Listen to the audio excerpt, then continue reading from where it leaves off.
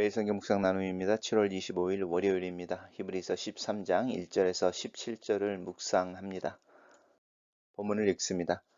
형제 사랑하기를 계속하고 손님 대접하기를 잊지 말라. 이로써 부지 중에 천사들을 대접한 이들이 있었느니라. 너희도 함께 갇힌 것 같이 갇힌 자를 생각하고 너희도 몸을 가졌은즉 학대받는 자를 생각하라.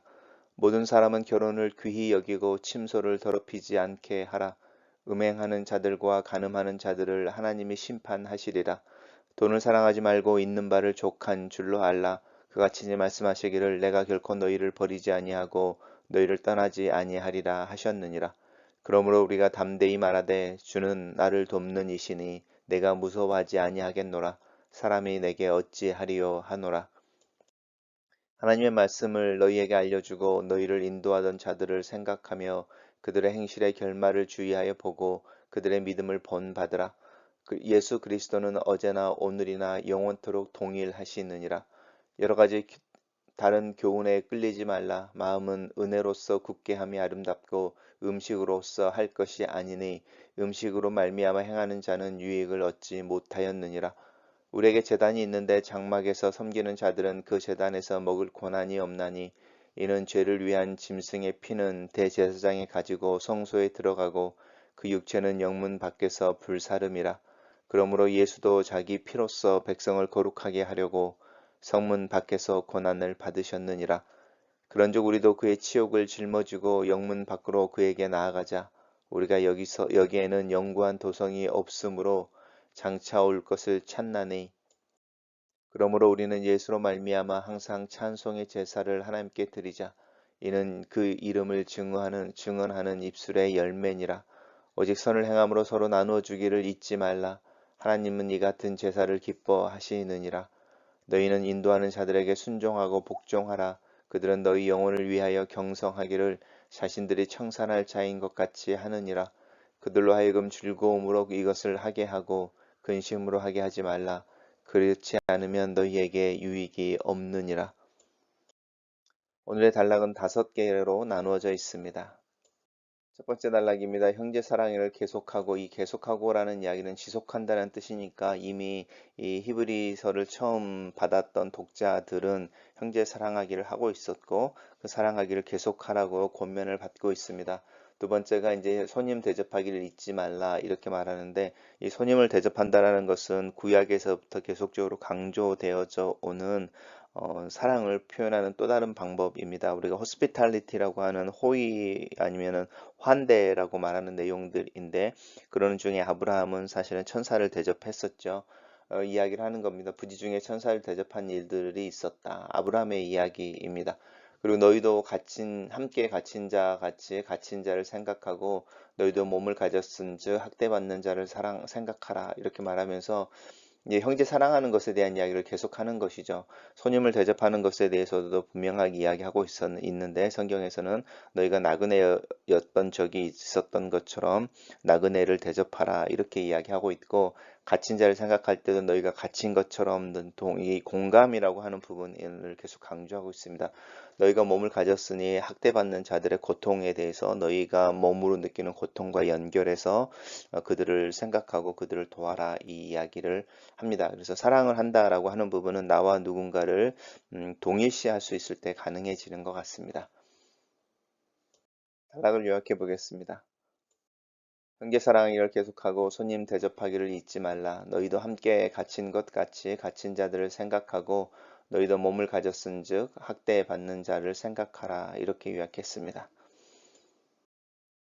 두 번째 단락에서는 이제 결혼을 귀히 여기고 침소를 더럽히지 말라라고 하는 부분인데요. 결혼을 귀히 여겨 침소를 더럽히지 말라라고 하는 결혼 생활 속에서 순결함을 이야기하고 있습니다. 음행하는 자들과 간음하는 자들을 하나님이 심판하신다라고 경고하고 있습니다. 그래서 가족에 대한 이야기를 하고 있는 것이죠. 돈을 사랑하지 말라, 있는 바를 족하는 줄로 알라, 이 자족에 대한 이야기를 하고 있는데 그 자족에 대한 이야기가 특별히 돈과 관련되어져 있습니다. 특별히 초대교회 사람들은 예수를 믿는 것을 통해서 직장을 잃는 경우가 많이 있었고 또 자신들의 생활들을 꾸려나가는 일들에 지장을 받는 일들이 많이 있어서 이 경제적인 부분 속에서 예수를 믿는다라는 것은 절대로 이렇게 득이 되지 않았습니다. 그 부분에 대해서 이야기하는데, 이 돈을 사랑하지 않고 자족하는 것은 하나님을 경험하기 위해서입니다. 우리가 그렇게 우리에게 주어진 것을 가지고 미니멀 라이프를 살게 될 때 하나님의 도우심을 구하게 됩니다. 하나님의 결코 너희를 버리지 않고 너희를 떠나지 아니하신다. 이 말씀은 신명기 또 이 광야의 전쟁터에 나가기 전에 하나님이 주시는 말씀입니다. 이 결코라고 하는 것은 never, never라는 뜻이니까요. 내가 너희들과 전쟁터에 함께 나가고 너희들과 함께 싸우고 너희들에게 승리를 주겠다라는 이야기가 결코 너를 버리지 않고 너희를 떠나지 않는다라는 이 임재의 약속, 임마누엘의 약속으로 연결되어져 있습니다. 우리가 21세기를 사는 오늘날도 마찬가지인 것 같습니다. 우리가 자본주의 시스템 안에 살면서 이 돈을 사랑한다라는 부분, 또 족한 줄로 여긴다는 부분을 거역하기가 얼마나 어려운지 저희들 잘 알고 있습니다.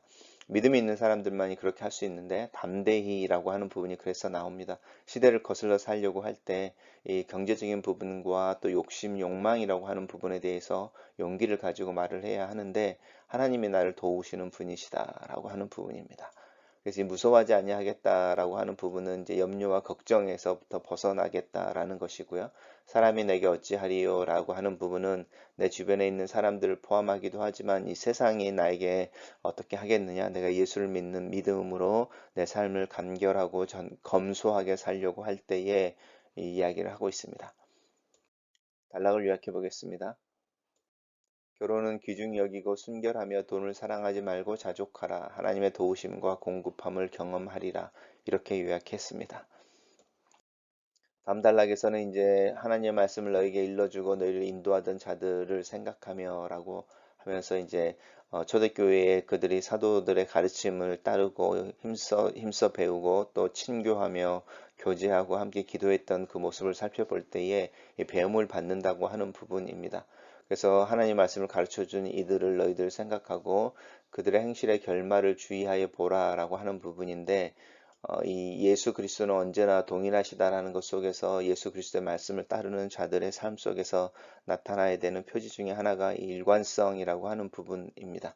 그래서 가르침과 그들의 열매 속에 연결되어져 있는 그들의 믿음이 시련과 환란 속에서 변절되어지지 않는 그런 모습을 보면서 그들의 믿음을 본받으라 이렇게 이야기합니다. 그래서 말씀을 가르치는 자들에게 요구되어지는 일관성 있는 태도 또 그것을 기준으로 해서 가르치는 자들을 얼마만큼 신뢰할 수 있을지를 판단하게 되어진 어떤 기준에 대한 이야기를 하고 있습니다.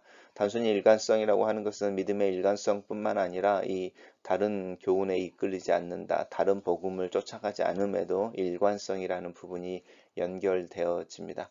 제가 좋아하는 구절 중에 이 구절에 나오는데 마음은 은혜로서 굳게 함이 아름답다.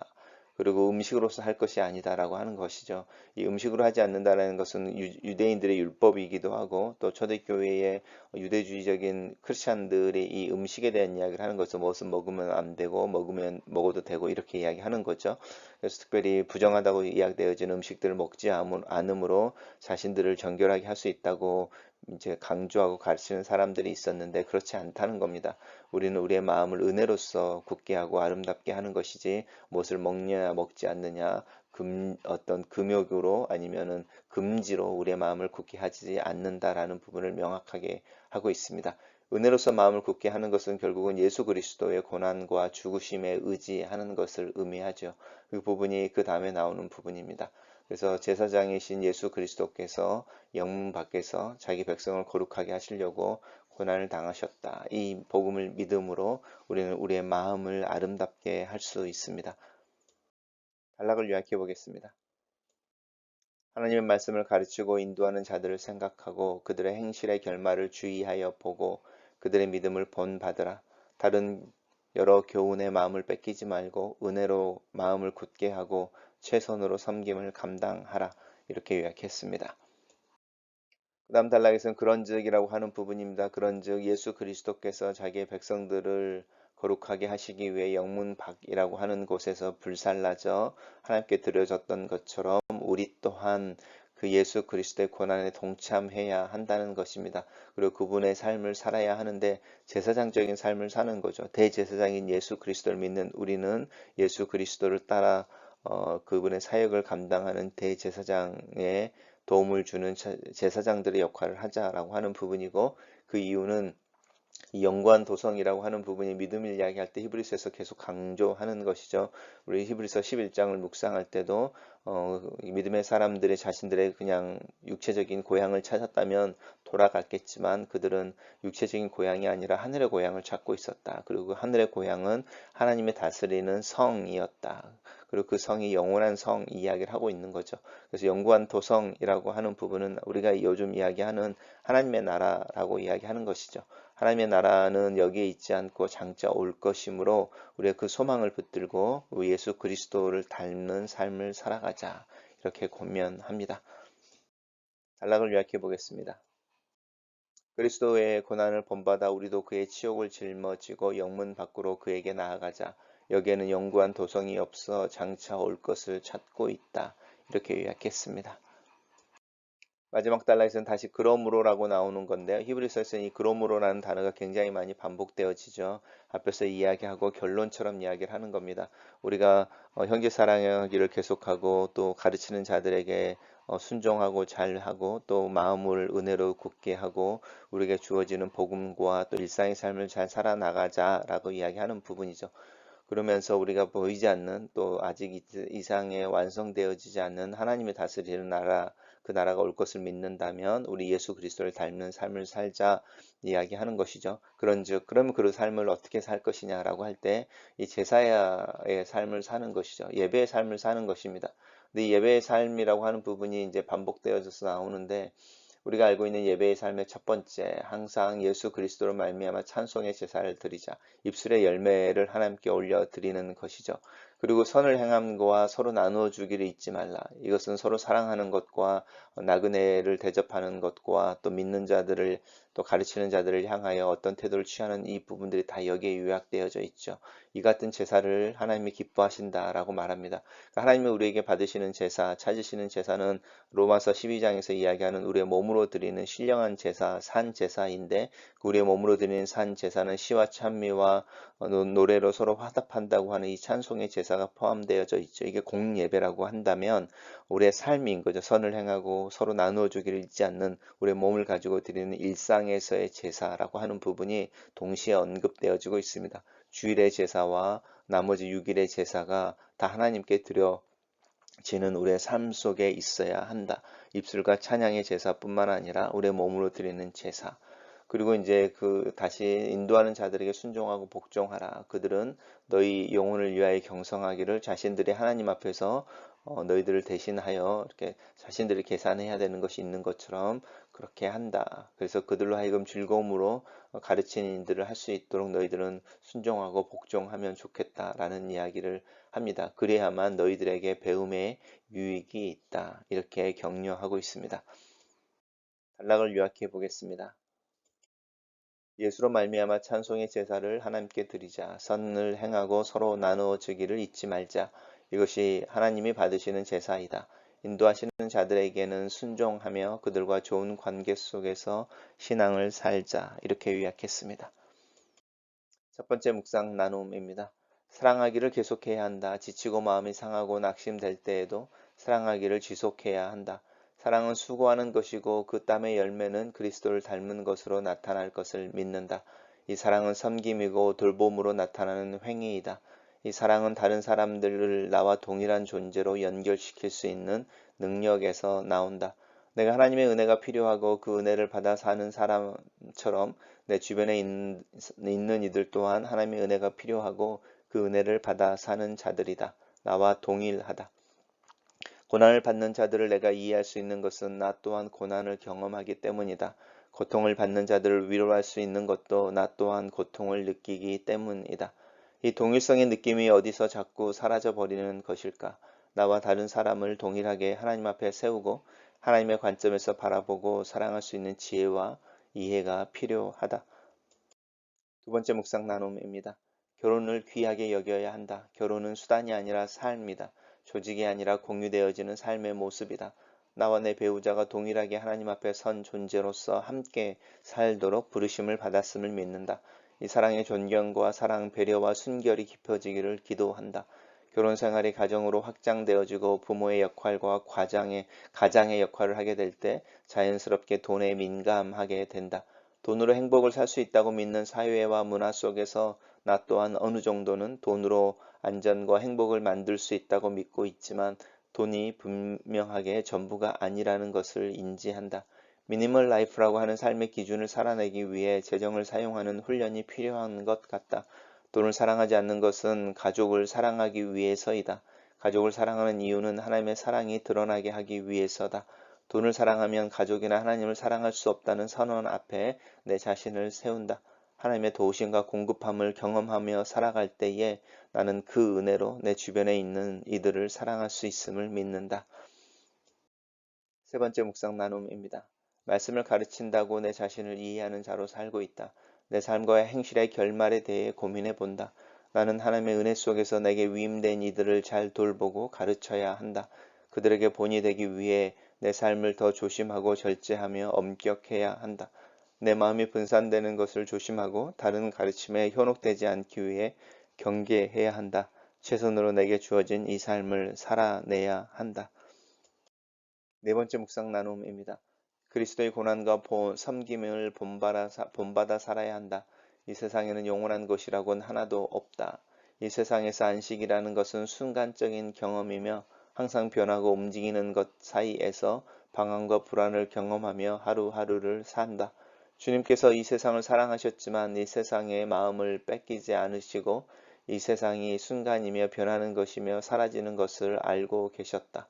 이 세상 안에 살지만 이 세상에 속하지 않은 자라 이 세상을 지나가야 하는 나는 그리스도 주님을 본받아 묵묵하게 담담하고 당당하게 하루하루를 살아가야 한다. 지나가는 곳인데 영원히 머물 것처럼 살지는 말아야 하겠다. 마지막 묵상 나눔입니다. 하나님께서 받으시는 제사는 내 몸을 가지고 드리는 것이다. 예수 그리스도로 말미암아 하나님 앞에 설 수 있게 된 이 예배의 특권을 마음껏 느낄 수 있기를 기도한다. 찬양으로 드리는 제사를 드리자. 선을 행하고 나를 나눠주는 것 또한 제사임을 기억하자. 하나님이 받으시는 제사는 입술과 몸, 내 전인이 하나님 앞에 살아내는 삶임을 기억하자. 순종한 자들에게 순종하는 것도 예배이다. 나뭇잎이 나무의 본체가 아닌 것처럼 파도가 바다의 본체가 아닌 것처럼 내 신앙의 핵심을 놓치고 살고 있는 것은 아닌지 내 자신을 점검하고 경계한다. 참된 예배자의 삶으로서 오늘 하루를 살아야 하겠다. 글로 쓰는 기도입니다. 살아계신 하나님 그리스도 예수 안에서 영혼을 봅니다.